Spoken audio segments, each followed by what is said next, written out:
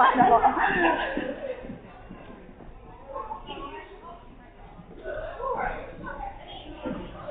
Good morning, everyone. If you can get your coffee and a seat, we're going to get started. Please be mindful of everyone's time. I'm Jill O'Brien. I'm the engagement lead at the South Shore Chamber. And along with Heather McCall, we help facilitate our Women in Local Leadership program. A little bit of housekeeping. I think the ladies and men's rooms are this way. Am I right? Yeah. Okay. Thank you. We are being recorded, and the recording will be available on our website at the end of the year. Past recordings are on our website, so if you want to listen to a podcast type little session, you're welcome to find those on our website. I want to thank our 2025 Women in Local Leadership sponsors.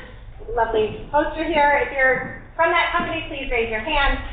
Mountain One, thanks. Oh, sorry, I'm going individual.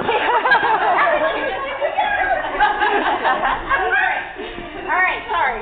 Mountain One, thank you.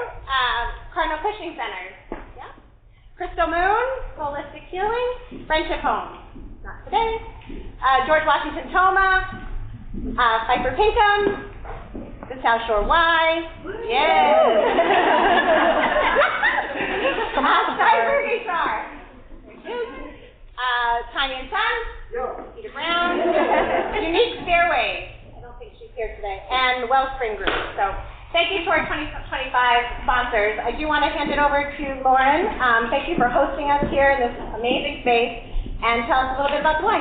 Thank you so much. Welcome, everyone. I am Lauren DeLolio, Vice President of Marketing and Communications for the South Shore YMCA. You're seated at Laura Center for the Arts, which is on our MLPY campus. If anyone is not familiar with the Y, please head on over to the floor afterwards. Our membership director is here. We have lots of great information. We are a leading nonprofit in this community, and we are so appreciative to the women of the Chamber who have pulled this amazing group of women together for this series. It's just been, I've been to so many of them, I've learned so much. There's such a great opportunity to network with other women and really learn from one another. So we're honored to be part of this and honored that you're all here. Thank you so much.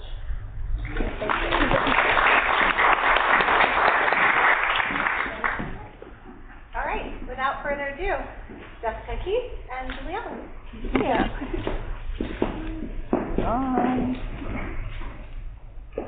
I'm not great at public speaking, so a little nervous. Julie Ellis is a lifelong South Shore resident and has co-owned the Chef's Table Catering and Events with her husband for almost 25 years. Julie spent the early years of her career in human resources. When the Chef's Table was accidentally started in 2001, Julie began booking and managing events while learning the ins and outs of growing a small business. The growth of TCT was fueled by belief that events can play an important role in individuals and organizations, celebrating milestones and showcasing the valuable work done in our communities. Today, the Chef's Table employs a roster of over 100 and caters over 250 events per year. Pulling from her early work in HR, Julie is passionate about creating innovative recognition programs to reward their team's efforts. Julie is a graduate of the Leadership South Shore program and is a member of the executive board of the South Shore YMCA. She is the proud mother of 3 young daughters who continue to amaze and challenge her. Thank you, Julie, for being here. Tell us the history of the Chef's Table and what you offer your guests and clients. Sure. Just before that, I just wanted to first of all say thank you to Jessica. I hadn't gotten a chance to meet her before we met. She hosted me at a lunch at Legal Seafood. We had a lovely time hearing about how she's a powerhouse networker. Like, I have so much to learn from her in that regard. And also, she is the person you want to talk to if you need restaurant recommendations for the South Shore. I was ready to book a 4-day stay at the Quincy Marriott after talking with her because she told me so many great restaurants to go to in Quincy. So, thank you for that. And I also want to thank the Y for hosting this here today. We've done a lot of events here, so this kind of feels like home turf to me, and it definitely makes me so comfortable and have so many friendly faces that means the world to me, so thank you. As it was said in the bio, we did not plan to start the Chef's Table, kind of like one of those surprise babies. My husband and I had 2 teeny children, 2 under 2 at the time, and we had recently moved to the Cape. We had sold our house on the South Shore, bought a house on the Cape, and he took a position as an executive chef at a country club down there. And I think we both thought it was going to be the answer to all of our dreams of how he could have a culinary career, we could still have a family life, and everything would be happily ever after. Well, that lasted 1 season. By December, they weren't thrilled with him. He certainly was not thrilled with them, and they mutually agreed to part ways, which is fine. We all make mistakes in life and have to kind of turn it around and see what we're going to do. But the job market for a chef on the Cape in January is pretty grim. So they'd given him a tiny severance package. I wasn't working because I literally had just had our second daughter 3 months before. So we weren't really sure what we were going to do. And my tissue here because I'll end up crying. But my sister, Megan, who's right here in the front row, that was working at Mass General Hospital at the time in the development office. And she was working on a brand new event, which 25 years later is Mass General Hospital's signature event called the Storybook Ball. And anyone that's worked in development or been involved in nonprofit galas knows that your committee is often made up of people who can donate a lot of money or have a lot of great connections. And this particular committee, because it was a new event, was made up of a lot of women that were young. They were probably 30 to 35 themselves, and most of them were new to having money, so weren't exactly sure how to do that or how to entertain or do things like that. Well, they also latched on to Megan because she was the perfect age to be a babysitter. So she started babysitting for one particular family and quickly realized that this woman was surviving on Diet Coke and Snickers. And she wasn't feeding her children much better than that. She was kind of buying prepared meals wherever she could. And she had mentioned that she would love to get a personal chef. So Megan mentioned Mark, and she's like, oh, I would love to have him come cook meals for us. So he would, twice a week, would go into her house. He would write a list of items that they wanted. At that time, he's telling you how long ago, it wasn't called Whole Foods, it was Bread and Circus. And he would drive to the one in Bellingham from the Cape, do all their grocery shopping, go in and cook at their house on Beacon Hill, leave them enough meals for 3 to 4 days, and then come home. And she would pay for all the groceries and then pay him a certain amount for the day. Well, she was just one of these amazing people that once she knew of something, she wanted to share it with everybody. So before we knew it, he was cooking for probably 10 families, and there wasn't enough time in the day to do it.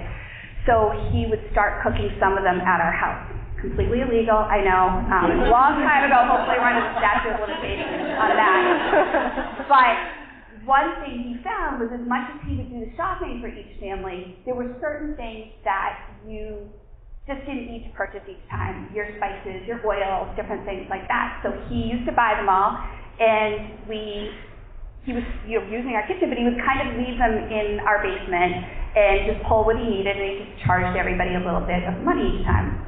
Well, this went on for the whole year. It was getting bigger and bigger, and I was kind of trying to help him where I could. And at the end of the year, it's like, buddy, I don't know whether you realize this or not, but these families are now having you do parties, we're doing different things. I think you started a catering company. And I think we should stop having them write the checks to you. Personally, I think this might be illegal, so I think we should probably get a bank account and somehow do this. So we went to the bank, and he's like, oh, God, they want to know what we're going to call it. I'm like, oh, I never thought about this. And he's like, well, we have nothing. He's like, we have chefs, and we have tables in the basement. I was like, all right, the chef's table, that's what we'll call it. So this was before any of those ideas of a chef's table in a restaurant or that. It was literally just the table in our basement is how we started it. From there, it grew to getting a space in Pembroke. We were doing more and more parties. We started doing it more as a delivery service where people would order every week. But I would be lying and I would be totally disingenuous if I wasn't saying that the first 10 years weren't torture. It was so hard. Coming from HR, I had no background in this. I was a waitress at Jamie's Pub, so that was not fine dining. I had no experience in any of this. That was actually where I met him. But he went on to culinary school, so he had a lot better background in what we were doing. In the first 10 years, almost everything we did was in Boston. We had some amazing people that we were introduced to that threw parties, but they were the type of people that didn't care about proposals. They didn't care about, they would just show up and do it. So I wasn't really getting a good background in how to manage and plan events. So we kind of fumbled our way through that. And again, we had 2, then 3 small children that we were trying to figure it out. And I think I suffered from probably the worst case of imposter syndrome that anyone could have. I just felt like I was faking it every single day. At the end of kind of that first 10-year period, we were asked to become the in-house caterers at the Scituate Harbor Yacht Club. And that was a huge turning point for us. Primarily, the best thing that came out of that for us was Lauren, our director of sales and operations. She came in with us as a hostess and now runs our entire sales team and all of our event planning. So by far, that alone was worth the struggles that we had there. But it was very similar to doing a private club down in the Cape. It's hard. Members want very simple food. They're coming in all the time. There's a sense of this is my club, so things should go how I want. And I completely understand that. I don't fault them for that at all. It's just that's a tough mix when you have chefs that want to be creative and do things a little bit differently. We did it because of the wedding. And actually the ironic part about that was when we did decide that we were going to move forward and make this a catering company, we said we wanted it to be 3 things. We wanted it to show that catered food could be creative. I wanted personally to show that you could have a career in hospitality and have a family and have a life around that. And I didn't want to do weddings. And so 2 out of 3 worked. And Mark still teases me to this day when I'm like, oh God, we only had 18 weddings on the board. He's like, yeah, for someone who didn't want to do weddings, what the heck happened there? But we did take Scituate Harbor Yacht Club because it meant that we got all their weddings. We did it for 6 years. It almost broke me at times, probably almost broke our marriage at times because it was so hard to go from what's so slow in the winter to how busy that was, both trying to run a restaurant, a snack bar, all their events, and then by being on the South Shore, all of a sudden we were getting more exposure, we were getting more events. So we probably did it for 2 or 3 years longer than we should have.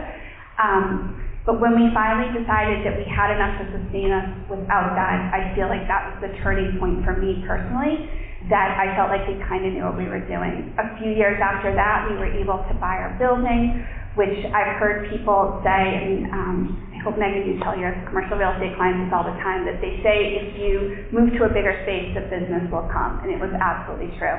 It was terrifying to make that move, to go from renting to buying, but it was the best thing we could have ever done. And then COVID hit, and that's just a whole nother story. So that was a long answer for that. No, it was great. So sort of kind of along those lines, as a hospitality leader, you must always be pivoting. How do you make sure to stay motivated, motivate your team, and stay motivated and inspired during challenging times like COVID and those difficult times? So, to me, I think a leader is someone that can take 3 things and kind of put them to the best use for the greater good, and that's opportunities, resources, and relationships. And so, whenever there's been a challenging time, I think I'm someone that I can only deal with anxiety by acting. I have to do something. It could be as simple as cleaning, like that's my house is the cleanest when I'm most stressed, but trying to just get out there and figure out what opportunities might be there, what we can, who can we call? And not only for myself, but when I see people struggling, that's what I want to do. And I think with COVID, that to me was the end of feeling like I was faking it, because I realized that absolutely nobody knew what the heck was going on or what to do. And everybody was kind of starting at the same level playing field and trying to figure out how to make the best of the situation that we were dealt. And I mean, that was, it was 5 years ago now, right? Like everybody think back to what you were doing. We were not doing that photograph porch party thing. We were, trying to just make meals, survive. There was no sourdough. I still am a little bummed about that. That's the one thing I felt like really left out of, is I didn't learn how to make sourdough. But I think just kind of realizing how much people are willing to help you when the chips are down, that to me, now I just know that that's what I'm going to turn back to and try to go work on. Thanks. How do you determine your personal and professional priorities as you navigate through your career journey, home versus work? With a ton of help and very, very blurry boundaries. I think everyone tells you that if you work with your spouse, it's really important to leave work, at home, at home. You guys can attest, it's impossible. It's absolutely impossible. We'll sit in meetings and it's like, okay, someone needs to go check out this space or someone needs to go do that, and I'm like, I'll do it, but I can only do it if Marcus, you can go do that. So I feel bad for our team. They know more than they really should ever have to hear about. And we tried hard as a family to not talk about work at home, but it was kind of the same thing. And our kids have grown up with it. I think they're better for it. All three of our kids have worked with us, 2 of them successfully, 1 still a work in progress. But I look at like my oldest and she was so painfully shy, like so shy. We had to really teach her just to be able to call and order pizza.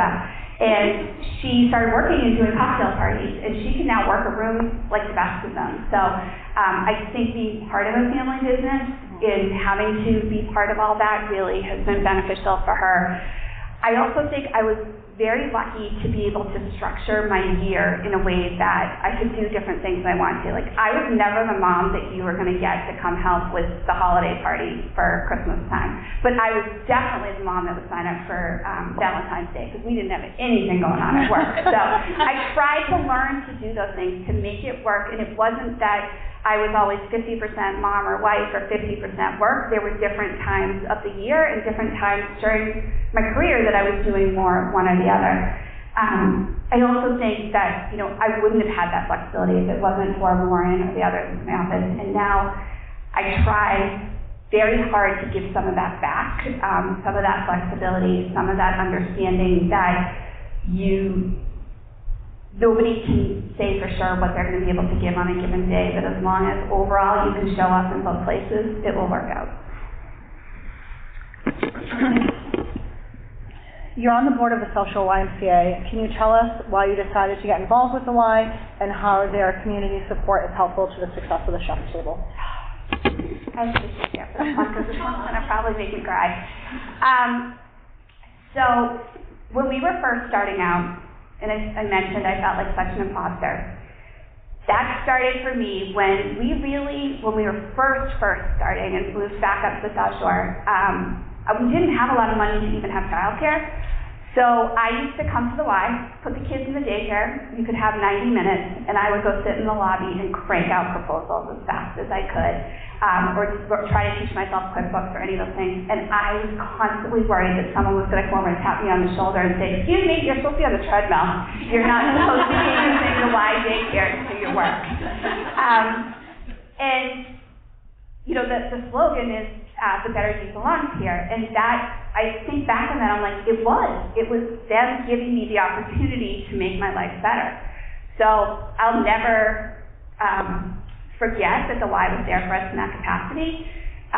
We also, from the very beginning, were invited to be part of the Taste of the South Shore. May 7th, everybody. Buy your ticket. It'll be a great event.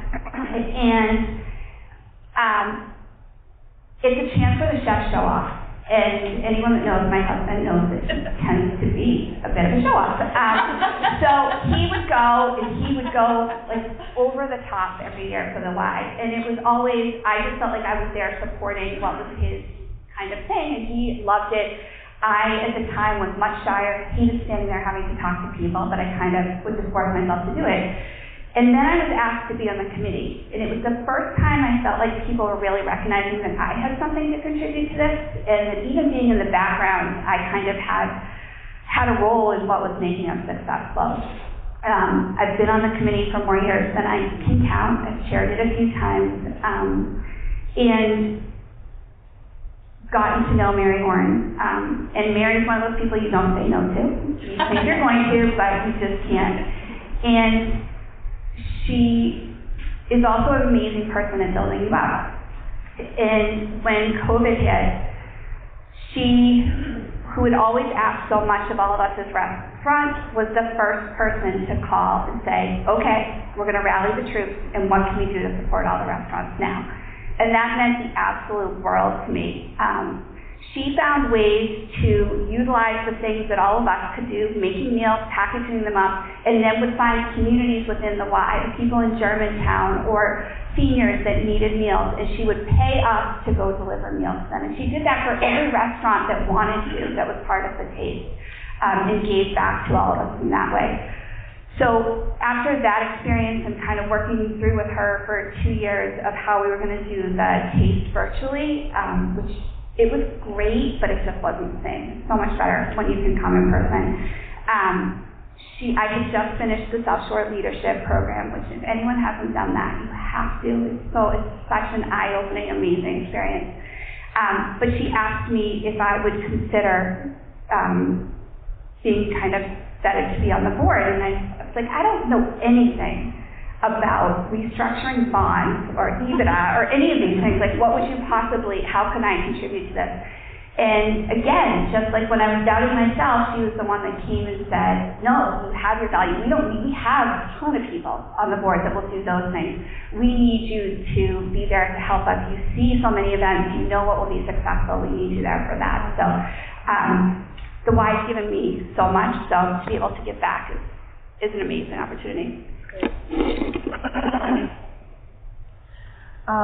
With a mix of personalities, from sales teams to bartenders to servers, how do your leadership skills kind of come into play for that? Depends on the day. So, I think we've been able to build a culture in our company where it's so important. It's not the screaming chef. That's not allowed. I can count on one hand the number of times that's happened. And it takes a lot for anyone to get that upset. We probably could have grown a lot bigger along the way if we were willing to put up with some things. But find people that are willing to do the type of work that we do, give up their weekends, give up their nights, come, go to, you've got to think catering is like throwing a party and going on vacation at the same time. Like, think about how stressed you are with either one of those things, right? Like, you're throwing a party, you're so nervous that you're going to have everything, everyone's going to have a good time. You're going on vacation, you're so afraid you're going to forget something. Well, we're combining those every single time, so the stress level is pretty high. And there's a lot of people that that's not the right fit. The uncertainty of it being a different place and a different thing every time can make a lot of people anxious. But I think just trying to understand the perspective of where people are coming from makes all the difference. Why people are choosing to work with us. We're very lucky. We have a ton of college kids. I'm literally counting the days till they all come home in a few weeks. And they come and they're full of enthusiasm and muscle, and they'll, be able to work like crazy, and they don't mind giving us time because they just want to make as much money as they can over the next couple months. And then we have our moms, who are the absolute best, because moms are so good at crisis management, and that's basically what it is, right? Like, you're going there and you need to be able to figure out on a moment's notice how you're going to do something differently. Like, the electricity doesn't work, so what are you going to do?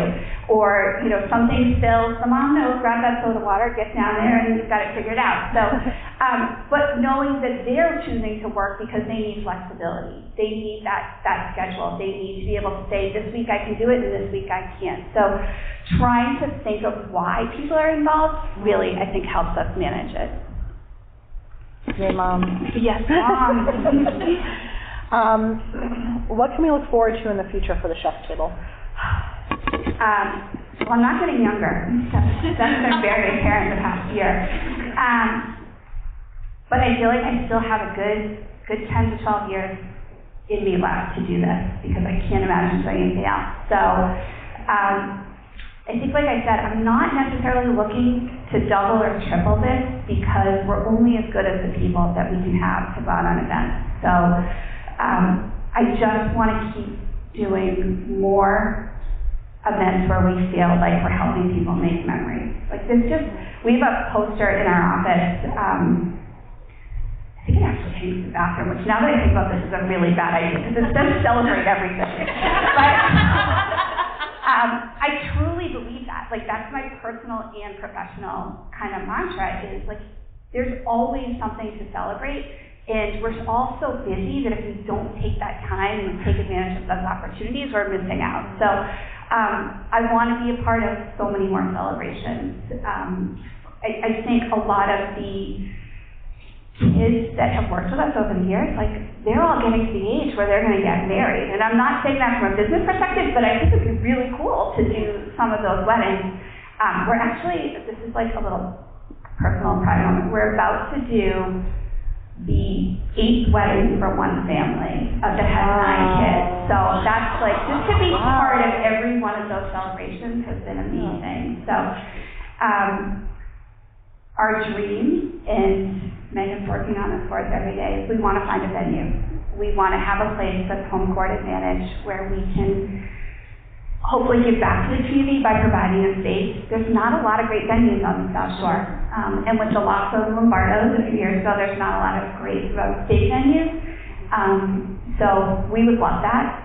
And I think the other thing that's been so important to me personally through the years is making sure that this can be a career path for people where you can have a family life but also have financial security. And the way that the compensation often works in the hospitality industry, that's just not the case. Chefs get taken advantage of. They get told they're going to work 45, 50 hours a week. The next thing they know, they're working 65, 70. And it's because the profit margins in restaurants are so razor thin that if you don't save on your labor, you're really not going to make it. So we made a decision when we started out that we were going to do things differently. And everyone in our company, except for Mark and I, are paid hourly. They're basically guaranteed 40 hours a week, 52 weeks a year if they want it. We take a huge hit in the off season, but we want them to get paid for every single hour that they work. And that's really, really important to us. So I recently opened up our 401k statement for the company, and I didn't know this. This was really cool that I could get to see everybody's individual statement. So something I remember as a company. No lectures about not saving enough. But we have a young gentleman that works with us. He's 25 years old. And when I saw what he's been able to put away in working with us for the past 6 years, it blew my mind. And it made me feel so good that this young man is building a future in a career path that I didn't think was possible when Mark started in it. So I really want to see this amazing team that we have. I want to see what they can do in the next 10 to 12 years and what kind of lives they can build that we can be a part of. I'm done with questions if you want to open it up to the audience. Does anybody have questions? Betsy in the back. How many employees do you have, and do you have difficulty finding? Sure. Oh, that's a great question.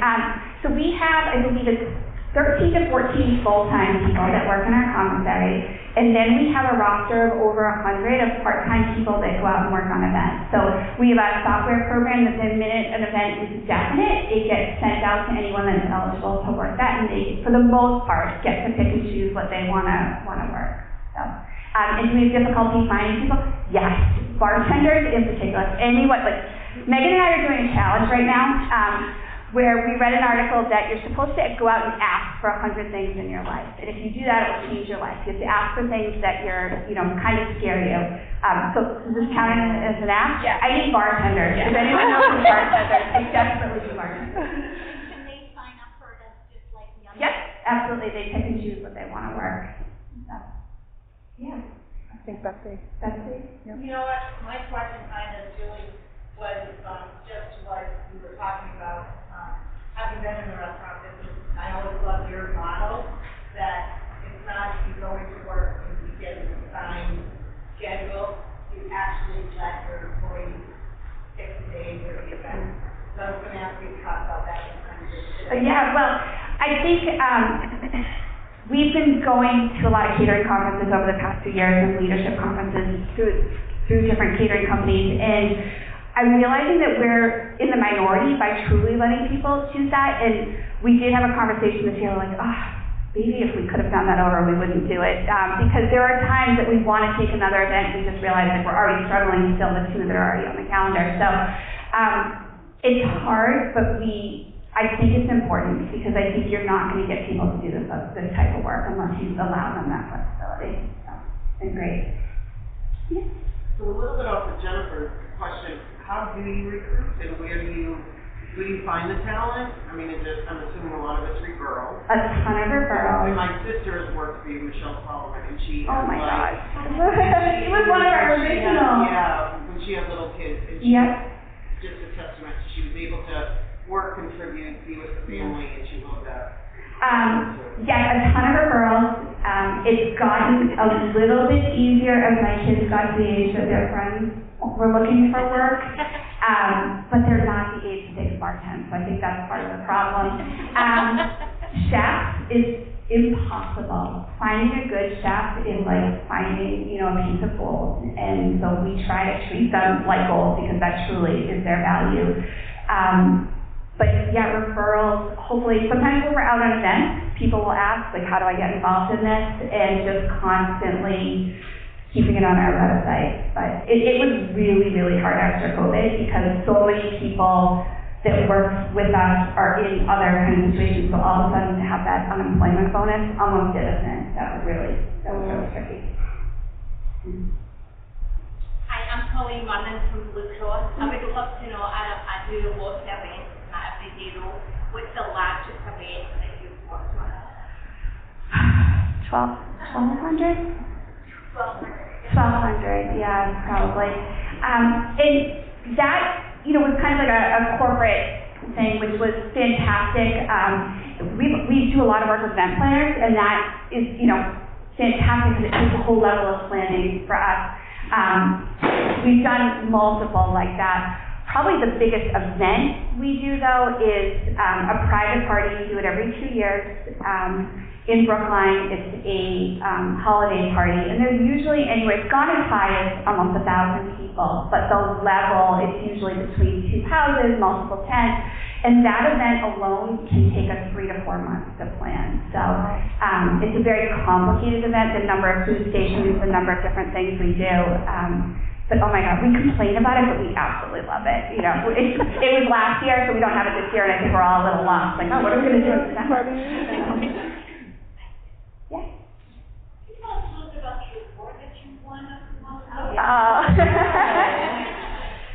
So we've been part of a program called MIVE, Make It Better Every Day, and it was started by a catering company in Colorado that's just been doing amazing work around culture. And there's a lot of catering industry awards for best dish, best hors d'oeuvre, best presentation, but they decided they wanted to create industry awards for culture-related programs. And so we just won this year Best Employee Engagement Program. And that was based on, we had a lot of people that have worked for us for many, many years, but they might only work 2 events a year. And then you have other people that come and they work 30 events their first year. Well, that experience that you gain 30 events is just amazing. Like, you've seen how things can go wrong. You see what happens when someone doesn't pack enough sterno, or if the electricity doesn't work in the garage that we're planning on cooking out of. So we decided a bunch of years ago that we wanted to reward people by the number of events versus the length of time that they had been with us. So starting with 25 events, people earn pins. So if you're ever at an event that we're catering, look for their, kind of on their collars, they usually wear their pins, or the chefs wear them on their hats to say how many events they've worked. We just this year in January gave out our second 500 pins. So for one of our chefs, we also have a bartender that's earned that, and I expect this coming year we may be giving out 2 more. So to have those people on an event, I almost feel like, oh, it's a vacation for me. I don't even have to think about it. They know exactly what to do no matter what. So yeah, we were very excited to win that. Thank you. I love how you said that you try to celebrate everything in life, and I just love that. It's how do you, and then you're talking about how events are like a combination of like anxiety from the vacation. So for someone who is trying to celebrate more and plan more and do more of this, kind of what would be some advice, or where do you start in that process? I think it's In the planning process for In the events? planning process, yes. I always start with pictures. I'm such a big Pinterest person, and getting the ideas of what you want it to be, and then scaling it back. Because the more you try to do, the harder it is to actually execute it. And I think that any party, any celebration, as long as it has one or two special things that people don't expect, it's going to be something that is memorable. And I think the other thing that's so important is lists. I literally have lists of my list of things to go. And we're really lucky we have a software program that a lot of this information is now there, and it's just like click and choose, and this is what we need to bring, this is what we're going to do. But you do that for your own celebrations. We host Thanksgiving every year, and it's not a catered event. I mean, we bring all the food from the chef table, but it's Mark and I putting this on. And I have a list that I go off of every year, and then I force myself the day after Thanksgiving to sit down and write what worked, what didn't, who should not have sat together, and then refer to that the next year. And I just think that having that takes out such the anxiety. And I also think the third thing would be asking for help. If I come to a party at your house, I personally am going to be so much more comfortable if you give me a job to do. I'm someone that has social anxiety. I'm much better off if I'm working than if I actually have to go to something. And you will always have guests that are like that. So having a few things that people can help you with is going to make them feel better, and it's going to take something off of you. So those would be my tips. I just had a comment. You said when you first started out the business, you didn't have much to offer. And now I hear you talk about one of the key differentiators for Chef Table is employee engagement and things that you probably brought from your HR background. I just didn't realize it at the time. And then I have a personal question. If you are somebody hiring a catering company like yours, what's something that the client can do to make your job easier and better? Get us out of your kitchen. Honestly, like the garage is the most underutilized room in your home for entertaining. I cannot stress that enough, because if we're trying to cook in your kitchen, your guests are going to be in your kitchen, and then we're tripping over each other. And we want to make it look like magic, right? Like when you're entertaining in your own home, it's like your kitchen counter is full of stuff, and we don't want that. Like we can make it look like nothing's going on. And it also helps to hide some of, like, if there's anything that isn't right. Like, if all of a sudden we're trying to maybe make a little extra food because we have 15 extra people show up or do something, all that magic can happen in the background. I realize not everybody has a garage, but everybody probably has a space where you can hide the caterer. And I think that makes a huge difference. You have plenty of spaces. I can't wait to cater at your house. Yeah, but we're gateway. So, differentiator is that when they leave, your house is cleaner than when they arrive. You instill in your employees this amazing level of joy in what they're doing, and to leave the house cleaner, I was like, I'm glad to hear that. And the whole time too, we didn't even know they were there, and then it was just not addition to things the whole time. So I just want to applaud you for that. And, well, thank you. And I think you've given a lot of ways that you instill that in your employees. So, and I think you talked a little bit about the magic, but it's definitely magic that you've instilled in them. And they're so happy to be there and so happy to do what they're doing. And I was also amazed that there were like 2 napkins left behind or a little appetizer jar, and you guys called to get it. You're like, oh yeah, who's mine is those 2 napkins. I was like, how do you know that? That must have been a good day, because I don't think we're always quite on top of our equipment like that. But thank you. You're very kind. Yes? I know, like Joanne from last night. Yes. I'm just curious, what is your dream venue that you talked about?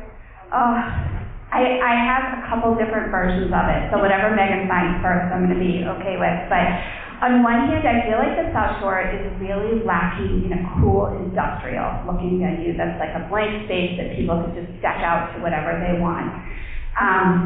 But there also are not enough great waterfront spots. That's what everybody wants. That's what they think of when they come to the South Shore. It's just the real estate so expensive to do that. But to have a barn on the water would be my absolute dream. Thank you. Mary, did you have something you want to say, Mary or Lauren? Yeah.